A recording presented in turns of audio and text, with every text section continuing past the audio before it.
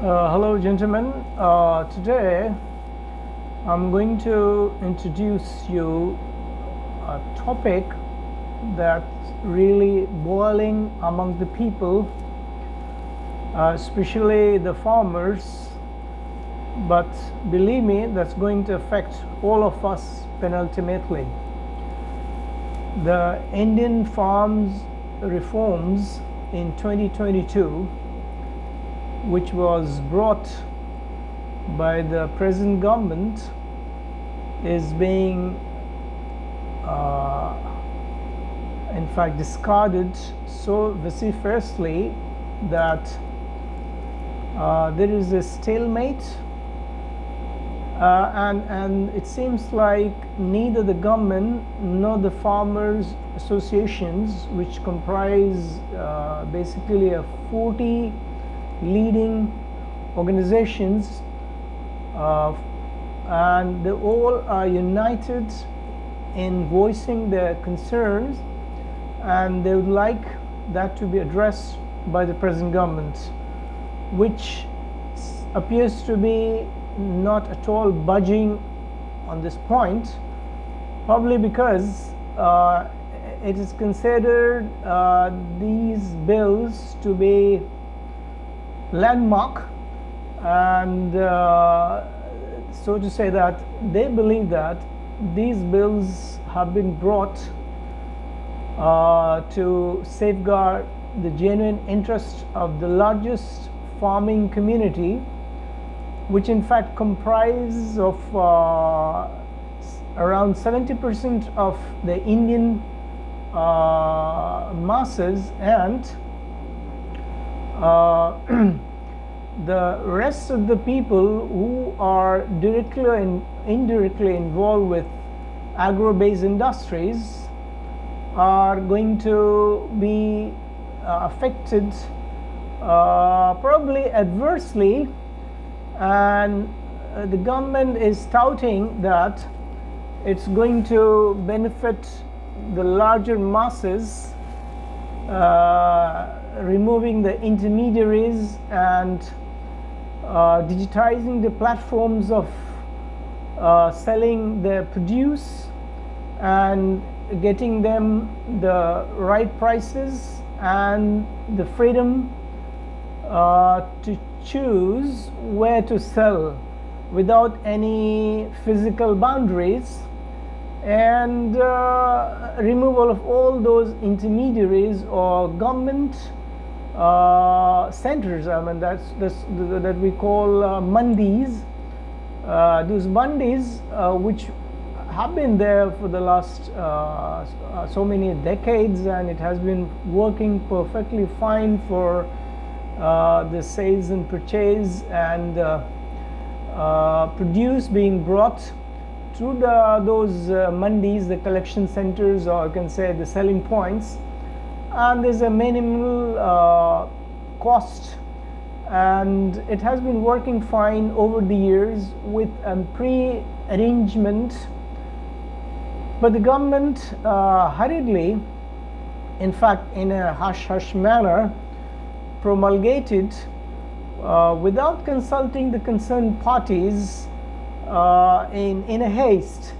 And this is the first time in the Indian democracies that it wasn't tabled, the committee, I mean, it wasn't sent to the committee for further deliberations on it, and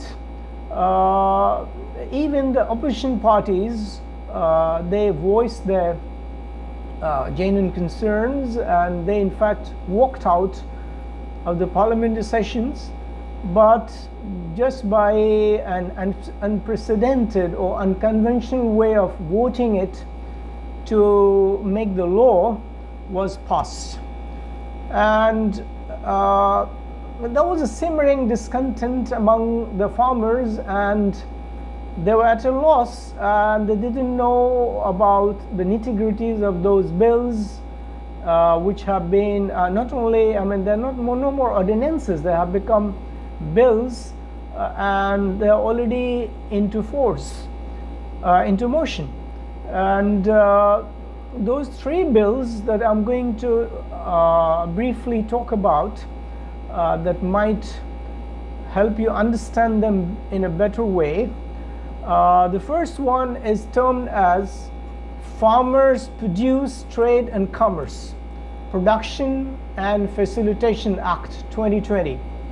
So this act it actually aims at expanding the scope of trade areas of farmers' produce from limited, from local areas to the, so to say, the national or even international markets. And there are no more fixed place of collection or aggregation, or after production the produce can be taken to open market in a so to say competitive market where the farmers can ask for a demand a better price of the produce, regardless of the quality or the, that's what is being touted as. And this allows electronic trading instead of the traditional way of paper based. It's like issuing credit cards and electronic machines and e-commerce, electronic commerce, and there will be a scheduling of farmers' produce. That means the farmers will choose the location, the selling points, and it in fact prohibits state governments from levying any market fee. That's a great loss for the state governments because they used to get some sort of market fee, cess or levy on farmers, and with that money they used to run those selling points, and there were some facilities for the farmers where they could gather, they could discuss, they could arrange for the pre-sale or the negotiations or the final deal with the traders, and electronic trading platform for traders and farmers. So it's all about going high tech and digitizing this platform, and so to say that traders and farmers will find it more convenient and it would be smoother without the involvement of the intermediaries or too many people involved in this process of the produce being brought to the market and the hands exchanging them. So this is the first act that highlights upon these newer features. The second one, that's called Empowerment and Protection Agreement on Price Assurance and Farm Services Act 2020. As the name itself suggests, that this is a kind of not only giving more rights or powering the farmers, the people involved in this production or agriculture activities, getting more empowered with the greater, larger choices or multiple choices. They also need to be protected as for the kind of price that the produce deserve, and the way the pricing has to be fixed in a truly competitive market. As the adage goes, that prices are usually fixed by the sellers and buyers in the most competitive market. The best offering for the best produce, and the lower offering for the low quality, low grade producers. So it provides a legal framework. There's an agreement, a contract, and that's why it's being formulated as a contract farming. A legal framework for farmers to enter into pre-arranged contracts with buyers. That means that even before the farmer is going to decide upon what kind of cereals or grains or kind of agriculture produce going to sow or going to go for, he will have a contract with the enterprises or the corporations or the big retail companies, among them Ambanis and Adanis and such big players in the market, those who are going to cap the market. Larger share, the lion's share will go to these entrepreneurs or those who have been heavily investing in this agriculture produce, because they have been eyeing on this as the most profitable sector. India's, huge trade sectors. So that provides a legal framework for farmers. So it's kind of giving a guarantee to the farmers to get their produce sold assuredly through a pre-arranged contracts on paper with a bond, where both the parties will agree upon not only kind of cereals or produce there will be, but also the way, the modalities, the kind of seeds, fertilizers, the kind of agriculture implements, the machinery, and the kind of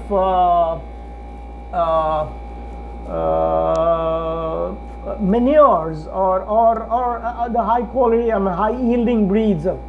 They may be imported from outside. So through this pre-arranged contracts with these tycoons or doyens of agriculture fields and market, who are going to store the grains in larger silos, or being built over 3 years from now.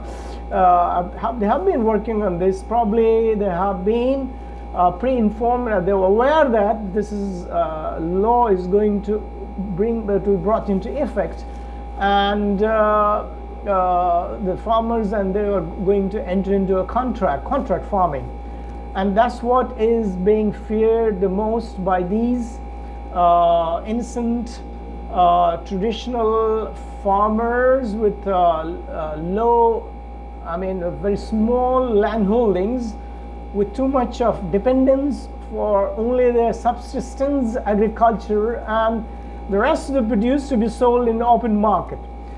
And also gives a protection, defines the dispute resolution mechanism. That means that if both the parties, they do not agree and there is a dispute as far as the quality of the produce, or the fixing the price, or bargaining, or marketing, or kind of storage systems and all that, and there is a dispute, supposedly the big houses, the corporate houses, they want produce of their own choice. They have a wish list. They want to ask the farmers to grow only those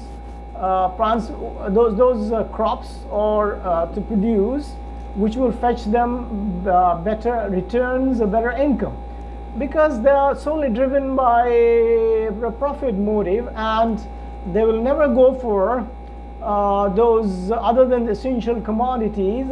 Essential commodities for them, which are going to fetch them good returns in the market, or probably which they are going to use for their own companies, probably food companies. They may be running food companies of their own.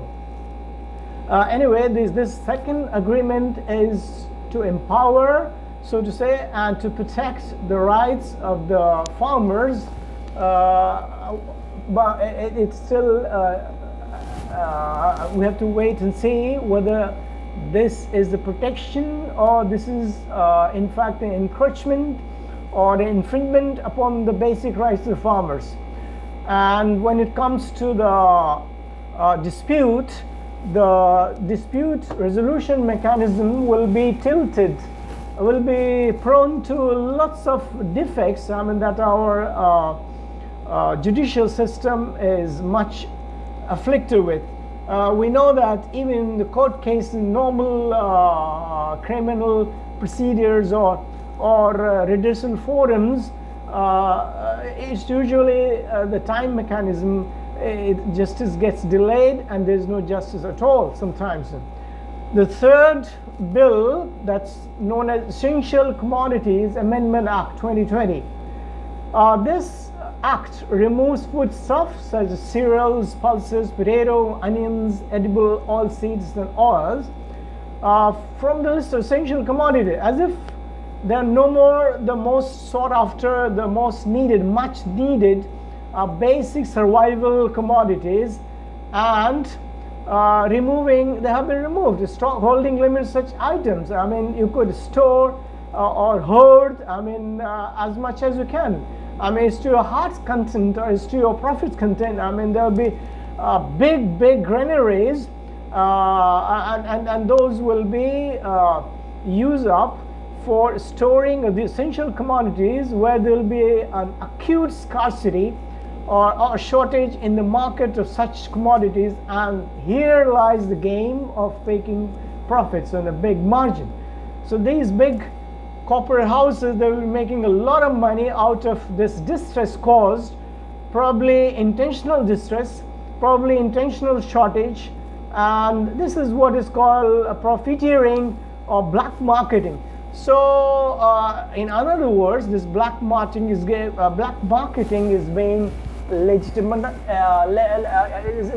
legitimized one way, so to say.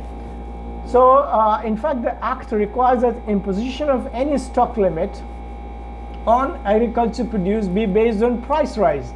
So the government gives only one sort of solace, a kind of guarantee that if the prices of those essential commodities go higher, then only those will be treated as essential commodity, and then there will be an intervention of the government in regulating the prices of those commodities to rescue if there is any real crisis of those essential commodities. When it comes to talking about the food items or the cereals and all, most of us, they actually need them, and most of them are essential commodities. And here lies the basic evil aspect of things, that even though essential commodities have been left at the mercy of these mercenaries who are primarily driven by profit making. Whereas the government intervention, the government, they always work for not just for profiteering or marketing, but to ensure the livelihood, consumption of essential foods of all the masses. So we are a billion plus population, and these hungry mouths to be fed. So if the onus of feeding the billion plus population rests mainly on those hungry and greedy and profiteers, we can just imagine, only God knows what's going to happen in future. So Prime Minister Narendra Modi, although refer to these bills as a landmark and watershed moment in the history of Indian agriculture that will empower our millions of farmers, and these bills will make them effortless, and they'll make them quite convenient. It will be effortless for the farmers to sell the produce directly to the big buyers, and those big buyers always will be in an advantageous position because they will have a corporate legal judicial system, they will have a complete management, and they will have a control over this judiciary intervention. So our Prime Minister, he refuses to budge. The Agriculture Minister and all the rest of the ministers, they have been trying to allay the fear of the farmers since the beginning, that these bills are for the welfare of the masses, and they're going to change the lots of farmers, and this is going to bring agriculture at par with the other industries, profit-making industries, which shouldn't be the case, in fact. Given the nature of India's subsistence agriculture economy, which has to run its economy on the basis of, which has always been witnessed during Corona crisis. I mean, all the other industries were in shambles. There was lockdown, and the entire economic activities have been brought to a standstill. And all the mechanized, I mean, all the industries and production houses, they were brought to a grinding halt, except the farming and the agriculture produce, which the farmers, they relentlessly worked hard, and they have a good buffer stock, and they were the ones who were feeding the nation. So these promises made to the farmers appear to be rather hollow, a fake promise, because as far as the deliverance is concerned, it's highly unlikely that these bills are going to come to the rescue of these farmers who have been committing suicides off and on, and there have been cases where farmers haven't been able to even repay the bank loans in. And they're bad loans, and I mean, these are small farmers, small holdings without mechanized farming, and they have to feed, and the entire family depend on the produce. And so obviously the farmers have the genuine apprehensions about the way government is operating and trying to bring these, revolutionary, so-called revolutionary or pioneering changes in India's agriculture, agrarian society. So in fact, there have been cases where some of the farmers, they haven't been paid off even their genuine demands of the minimum support price, which is at least mainstay for the farmers, because they have a guarantee of a situation to be bailed out of the crisis. I mean, they'll always be sure of that their produce will not perish at their homes, and they won't have to just dispose of the produce. The government will come to the rescue ultimately, supporting with the minimum price, which has been slightly raised. But the problem once again comes to the fact that if there is no guarantee, I mean the legal guarantee of this minimum produce price, the farmers will continue to be at the mercy of the intermediaries or those top big houses, which are really, they have their hands in the apple pie, in fact. So because the farm industry, if it is completely mechanized and completely under the control of those handful of big industrialists, those who already have businesses running on the principles of money making and big gains over a shorter period of time. So supposedly this system, even if it is perfect and much appreciated by many of the cronies, capitalists, who are urging or who are goading or who have the biggest say in these bills, which have been so clandestinely floated in the house and got its hammer without any consultation with the either the committees. Every bill has to go to certain committees to be given recommendations, and has to go to different layers of deliberations, which hasn't been done in this case. Well, the government, while it claims that, the government has tried hard to reach out to the farmers, and so many farmers, agencies through webinars.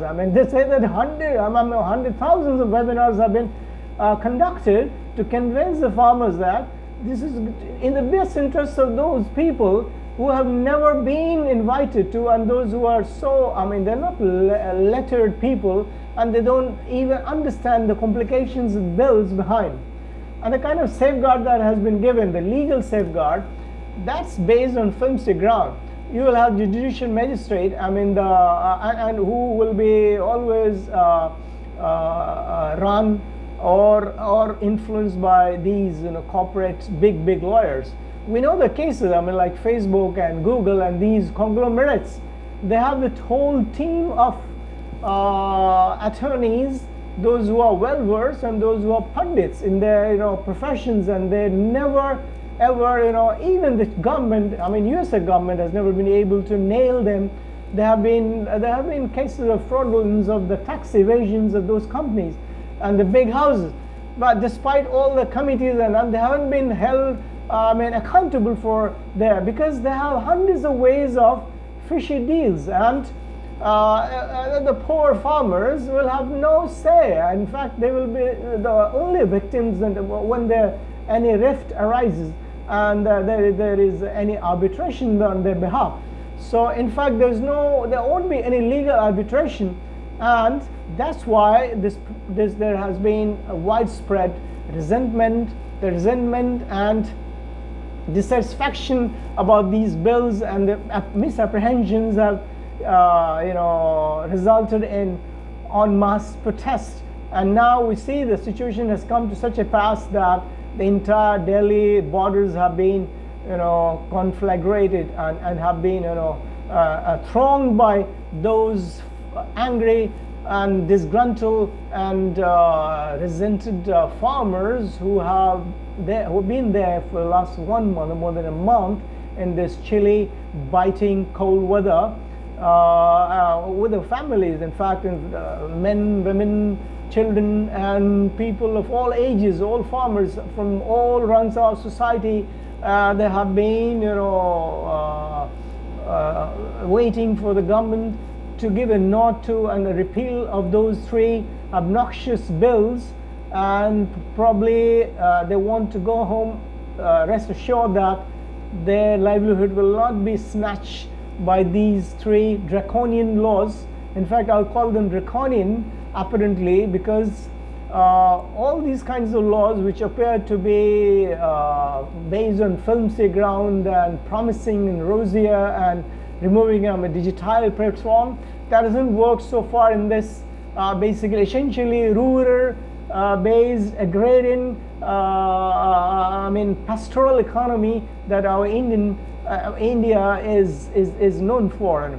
In fact, the green revolution or kind of white revolution, all of it is possible without these revolutionary bills, and we have been doing fine. We have good buffer stock. We have been exporting. We never needed to import these. In fact, we are one of the biggest exporters of certain products like dairy product, milk productions. So we are proud of having, we salute these farmers, and especially Punjab, it's called the grain basket of India, being only 2% of it, but they're able to feed Haryana, Punjab, and UP. These are the leading states, largest producer of wheat and rice, and they have been into this profession. So with scientific method of farming and all that, and that's why these bills have not been welcomed as farmer friendly. In fact, these are welcomed as corporate friendly and essentially anti-farmer. And there's no wonder that the bills have not been seen through the eyes of practical judicious eyes, and in fact is a half-baked, half-cooked idea that was pushed through the throat of these thirsty, hungry agrarians. And I would say that probably there's a need of the hour to rethink and reconsider these bills, and the government should come up with something really substantial, assuring them that their primary interest, the basic interest, will be safeguarded at any cost. No wonder the protest has been supported by most of the opposition parties, although they would have come on the scene much earlier than they came. And in fact, it was solely spearheaded by only these farmers associations, and they have been doing it in the hope of hoping to get something positive from the government, and they have been suffering so much that the whole world is crying, and this is getting across the entire globe now, and people all over the world, since India is one of the largest donors of the immigrants, and people from all walks of life, and technocrats and all sorts of people have been voicing their genuine concerns and their apprehensions regarding these three bills. And lately, those parties who have joined the opposition parties like Communist Party of India, Indian National Congress, Bahujan Samaj Party, National Democratic Alliance, and Shimoni Akali Dal, the irony is that they have been the ruling parties associate, and they have also joined the bandwagon of those protesting, and they have been alleging that it hurts farmers' earnings, and the government maintains that they will make it effortless for farmers to sell the produce. The government is so reluctant and so indifferent, in fact, I'll say callous towards their grievances and their sufferings, and they have been trying to dislodge this legitimate demands of the millions of farmers all over India by maligning and tarnishing their image, calling them anti-elements and the Khalistanis and the terrorists and all that. I mean, it's not from the higher ups, but it's from the lower cadres of the ruling party has been conversing, and they have been spreading propaganda that this protest has been hijacked by certain nefarious forces, and they have been bargaining for the farmers. In the name of farmers, they have been agitating, and they have been trying to destabilize the peace and quiet of the democratic process. But the thing is that the way this bill was brought into force, and the kind of decisions, overnight decisions being taken by those at the helm of affairs, our Prime Minister, has always led to the misapprehensions among the masses. Be it demonetization at this is a stroke of midnight, which has never resulted in fact, it was a real dent, and there was a death in the nail. It was a nail in the coffin of the Indian economy. Indian economy was gaining great. It was touted to be an Asian giant, and next to China, but it has been reduced to such a struggling economy. Sometimes it is lagging behind even Bangladesh, one of the impoverished nations on earth. So ill-cooked and ill-bred laws or concepts or decisions like have always proven to be really costly, and it has cost dearly to our masses. We remember certain things like demonetization was a big monumental mistakes of this one of the largest democratic country, and the government has promised that the farmers' income will be doubled. That has turned out to be a hoax. That's a fake promise, and instead of doubling it, it has not even reached the kind of expectation that we have, the normal expectation. In fact, the rate of suicide rates in Maharashtra and other states has gone higher. It goes unabated, and the government ignores these facts and they are trying to quell and tarnish and spreading propaganda, as did with the previous protests, like there was last year in the name of National Population Register and NRC. The government were probably of the view that this is an euphoria that will die down with the time, and we will ride over this, and this is a canard being spread by certain sections of our society, and opposition is quite weak, and they're not going to gain support from all corners of all strata of the society. But it's an eye-opener for the government. Now, government appears to be changing its stance, at least for today's meeting, they have conceded two demands of electricity bills, which would remain as per the previous system, and it also doesn't penalize people for blazing the crops, the upper part of the crops. That causes a lot of pollution and smog, and there was a penal, a crore rupees of penalty for those indulging in such kind of firing, of burning the crops, and it's no more,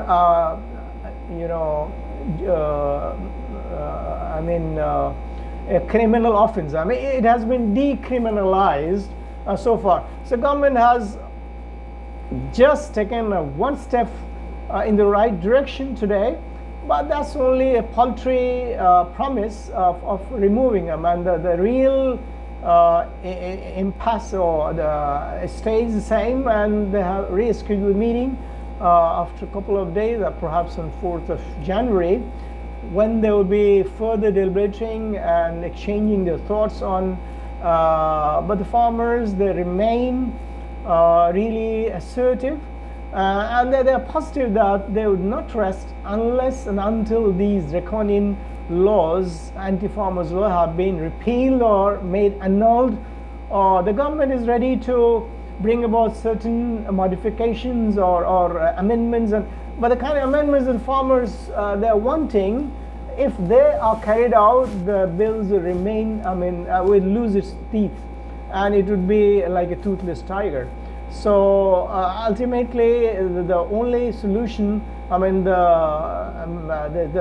remedy of this malady lies in removing those three bills, repealing or making them, repugnant through the statutory body. Since it has been made a law, there are steps involved in how to make them null and void. So the ball is in the government's court now. Probably I'm hoping that the government continue to show its kind of generosity, magnanimity, and would consider bringing some sort of comfort to these agitating farmers, and redressing their genuine grievances in the best of this democratic spirit. And that's the only solution, because if they don't or they don't budge, this confrontation is going to further explode into much larger demonstrations, and I can say that any democratically elected government can ill afford that at this point of time, when we're already into a lot of other crises to deal with. We have corona cases rising, the mutant viruses and all that. The large-scale vaccination drive has to be undertaken by the government, and the economy has shrunken so much that all the sectors, there is acute unemployment. The youngsters, they have lost their jobs. There is and the price rise always is skyrocketing, and there has been no control over the ever rising prices these days. So there are so many other teething problems the government is already facing, and they would be it would be wise on their part to show the conventional wisdom instead of going for those monumental mistakes again, or bringing about panic changes at this stage through revolutionary ideas, revolutionary bills. They should go for something that has been working fine with them, and there has been a pre-arrangement for that, and that has worked so much for the betterment of the masses in India, has been developing by leaps and bounds after its independence, and it has gained self-sustenance, and it has been exporting grains and produce, and that's a commendable job that any nation with a history of only a couple of decades of independence, because British has already left it impoverished, and we were having, so basic industrialization and revolutions are like green revolutions and white revolutions are brought up about changes in the future, and government should assure some minimum support prices. Probably it should be guaranteed through statute, and it should be through amendments, and the government already promised that they're ready to give it in writing. And the other